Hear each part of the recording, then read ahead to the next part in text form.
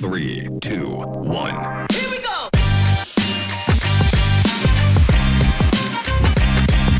Hey everybody, what's up and welcome to another college esports update brought to you by Zaxby's. Cure your craving with Zaxby's. I am your host, Norris Howard, joined alongside one of the top awesomest people in all of college esports. We got Adam Antor, coach of Aquinas College, here joining us. Adam, what's going on? Much, just excited for some C-LOL again. Absolutely, man. I'm super excited as well. And you know what? Let's start off with a little bit of C-LOL because we've only got 2 weeks left. So we want to paint the potential playoff picture. Yeah, so in the Big Four conferences of C-LOL, North, South, East, West, we've got a really clear picture of some of the teams that might be moving on into the postseason. Now, we want to start off in the East, where HU Storm obviously is the favorite, and they've gotten off to a really, really great start. Coach, who are some of the other teams that we need to be watching out for out there in the East? Yeah, it's a great question. There's a couple undefeated teams left here. We've got University of Ottawa, York University, who we've talked about already, Waterloo, University of Toronto, and then you've got Harrisburg. Those are your undefeated teams, all strong. I look to see Harrisburg and York really make a statement this week. Yeah, and you know what? Shorter Ace, the jungler from HU Storm, also got off to a really, really crazy game. The second game against Western University, they played Evelyn and put up a 12-2-9 game out of the jungle, which is crazy. If you're getting dove that much, I mean, dog, it's FF, it's over. But you know, HU Storm continue to be one of the favorites in the top programs in the nation alongside others like Maryville. But, you know, Coach, I want to ask this of you. You know, we haven't necessarily been talking a lot about Harrisburg in terms of one of the top teams. We know they're good. We know that they're solid. We know that they have a really strong program. But with York right there nipping at their heels, do you think Harrisburg still should be considered a favorite for a national championship? I think Harrisburg is going to be a contender in that national championship title. York is a strong team, but Harrisburg is on the same level as Maryville, in my opinion. I think what Alex Special has done as the coach of the League of Legends squad at Harrisburg, as well as what they do in terms of offering scholarship, a great competitive arena, and their program support in general is exactly the recipe we see in those top programs across the country. So I expect Harrisburg to be the favorite coming out of that conference. Awesome. And now moving out west, we got some of the usual suspects showing up. We got UC Riverside, UC San Diego, still undefeated, as well as California. The Golden Bears are still doing their thing. But again, I'm still concerned about this Western Conference because they have the fewest amount of undefeated teams, which shows parity. But it also shows that there's not a lot of clear-cut favorites and dominant teams in this division. And compared to the South and the North divisions, I mean, I'm not sure if any of these teams really could hold the candle to a lot of the other teams in those more dominant divisions. Coach, I want to get a last word on the West to you on this. I'm with you on that. I have very great concerns with this conference as well as the South when we talk about it, that once they hit playoffs, they're going to be hitting a different level of competition, and I'm not sure if their talent will be able to match that of the other conferences. Yeah, and going to the South, a team and a program that we have said in our various on-campus shows and brands that UT Dallas in the South is a bridesmaid, never a bride program. They perform so well in so many different esports, and yet they have yet to get over the hump and win a big championship. They're doing very well in the Southern Division alongside, you know, Robert Morris and Winthrop. But when you watch them, they look really solid. Coach, what do you got to say about that program down there? Because I think that if they're going to do something, this might be the year that they actually make a deep run. Yeah, I mean, look, every year and every semester, season after season, what we've seen is UTD showing up in late playoffs, and they keep getting later and later in these playoffs and deeper. and even appearing in some national championships, mainly NACE's Smash Championship. They were actually the last 2 teams in that championship match. And what Greg Adler is doing down there is nothing short of amazing. UTD is a program that no matter what game you're going up against them, you're going to be scared and going to do your homework going into that match. The support and the coaching that they have down there is fantastic. Again, same problem and concern as the West Conference is once we get into these the playoffs against the North and East conferences in CLOL, are they going to be able to step up and compete? That's yet to be seen, but they are doing really well in the South Conference. And closing out a little bit of stats here in the South, Houston's I'm Ban, Hi I'm Ban, which is a hilarious username, has only died once this entire season, a testament to their ability to get in, get out, and fight, and also great team play mechanics. Because if you're not dying in team fights, usually means winning team fights.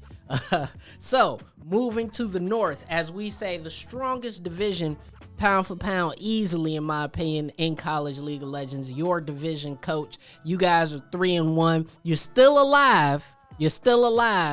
But you got a lot of powerful teams that are undefeated, including Michigan State. They had a bye this week, but you still got Maryville. You still got, Wisconsin, but they lost. You still got Columbia, Illinois. You got a lot of teams still in the mix in the North, and I don't know what to say. You've got the insight on this division. You got the scouting reports on this division. I mean, how tough is it to play in this division? It's a tough conference. Some of these teams that are 3-1 could be undefeated in other conferences most days of the week. You even have an Illinois Wesleyan team that's found their footing and are now 3-1, looking at a playoff spot potentially as well.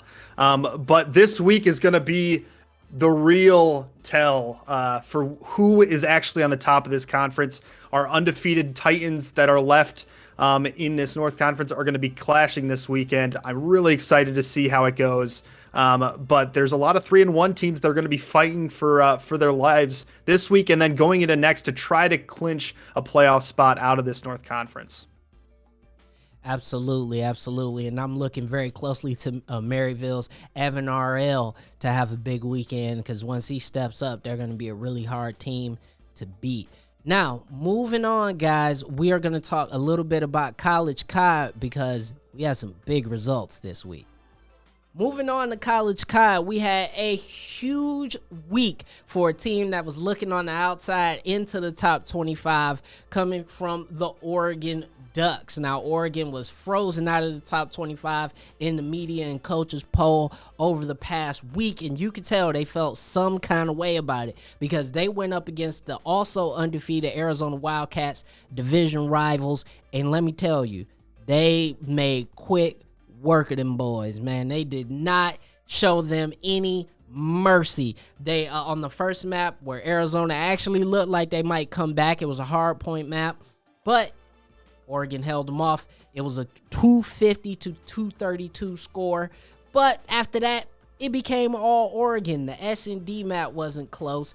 And then on top of that, the Garrison control round was not close either. Oregon ends up winning 3-0. And I got to say this, man. Much love out to Zelos, and also much love out to that entire team, but Zelos really popped off and did very well on that final control map and was able to secure that win for the Oregon Ducks and get hopefully into that top 25. Now, I want to ask you this, Coach. When you're a team that is kind of on the outside looking in, you're a team that knows that you got to kind of make a name for yourself even if you've been performing well, does that motivate you to try to play a little bit harder, or is it always better to kind of get the recognition out of the way and focus on the game? I think it's better if you get the recognition out of the way, focus on the game. But it really depends on what school you're coming from. If you're at a big school that everyone's heard of, you're kind of expected to win, and there's going to be some pressure there. But if you're at a school no one's heard of, there's pressure to make a name for yourself, and that can weigh down too. As we all know, as gamers, esports is kind of a big mental game, and your mental can shift either way depending on what situation you're in. So it's going to vary by team, but that's how I'd go. Yeah, and another big shout out to Taven from Oregon. I mean, the guy put Oregon on his back during the search and destroy round on Raid, which was the second map of that particular match. If you want to check out that play, you got to head over to the College COD Twitch channel and check out that VOD, because when I tell you one man putting the team on his back during a match of Call of Duty, that is emblematic of that. But we move a little to the east to Illinois, where the University of Illinois, both blue and orange, are both undefeated, and they continue to make a strong case that they are the best hands down school in North America when it comes to college COD. They were the orange team played against SIUE Red, Southern Illinois University, and their top player for Illinois, Crit, led in either kills or objective points in every single map. That's nuts. One guy, this guy Crit, stepped up and absolutely carried his team. Now, everybody else performed very well, but I mean, for this match against Southern Illinois, it was Crit and the Critettes, because this guy completely took over the match. And now Illinois has a 85% map win rate for both teams.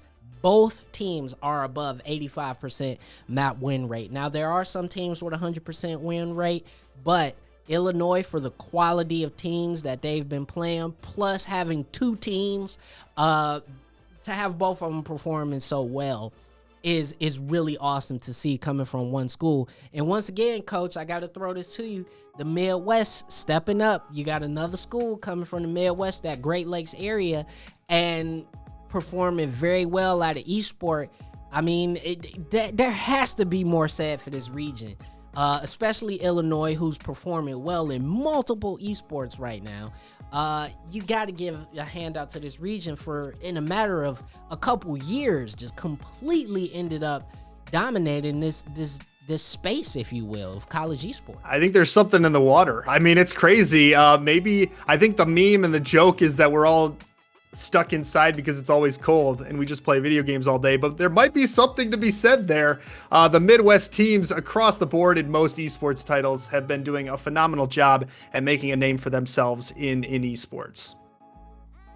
Yeah, absolutely. And another word out to Crit, absolutely making a case for a potential MVP at the end of the season, playing very well. I don't see too many players who win gunfights and go for objectives much better than this kid. So you got to be on the watch out for Illinois Orange's Crit.